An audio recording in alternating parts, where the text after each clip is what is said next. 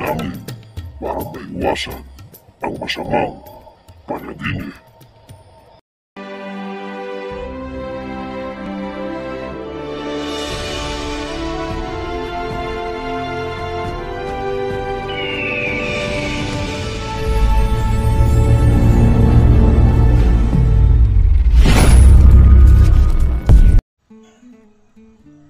Mapagpalang oras mga kahiro, muli naman po ako mag-upload ng video. Ito pong video na ito ay malaking may tutulong doon po sa mga taong madalas na binabangungot or nananaginip. Nakakaranas po sila ng sleep terror or yung tinatawag po nating nightmares mga kahiro. Hindi sila nakatutulog gawa ng nagagawan ng masamang espiritu mga kahiro. Kaya itong panalangin ito ay aking ginawa upang maibahagi sa mga taong madalas mga naginip na mga nakakatakot. Kaya mga kahiro, tayo'y manalangin.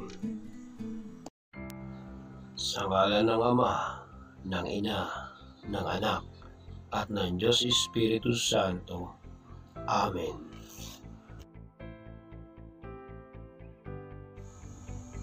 Ama namin, sumasalangit ka, sambahin ang ngalan mo, mapasa amin ang kaharian mo, sundin ang loob mo dito sa lupa para nang sa langit. Amen. Aba Ginang Maria, napupuno ka ng grasya, ang Panginoong Diyos ay sumasa iyo, buod kang pinagpala sa babaeng lahat, at pinagpala naman ang iyong anak na si Jesus. Santa Maria, Ina ng Diyos, ipanalangin mo kaming makasalanan, ngayon at kung kami mamamatay.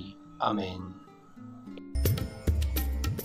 Panalangin para maiwasan ang masamang panaginip. Luwalhati sa iyo, aming Diyos.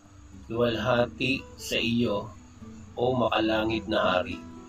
Mga aliw, espiritu ng katotohanan, nasa lahat ng lugar at puspos sa lahat ng bagay, kayamanan ng biyaya at pagbigay buhay. Halina at manahan sa amin, linising kami sa lahat ng bahid at iligtas kami, O Diyos ng kabutihan.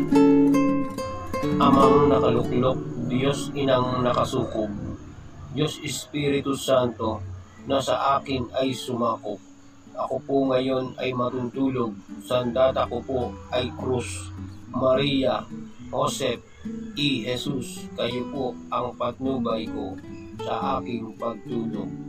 Amen. Walhati sa Diyos Ama, sa Diyos Ina, sa Diyos Anak, at sa Diyos Espiritu Santo, kapara noong unang-una, ngayon at magpakailanman, magpas sa walang hanggan. Amen. Sa ngalan ng Ama, ng Ina, ng Anak, ng Diyos Espiritu Santo. Amen. Ito po mga kahiro, ang napakasimpleng panalangin, ngunit ito po ay napakabisa. Ito po ay pwede nyo dasalin bago kayo matulog, sa pang-araw-araw, kahit ano pong oras, basta matutulog po kayo. Pwede nyo po itong dasalin para po hindi po kayo mabangungot mga kahiro.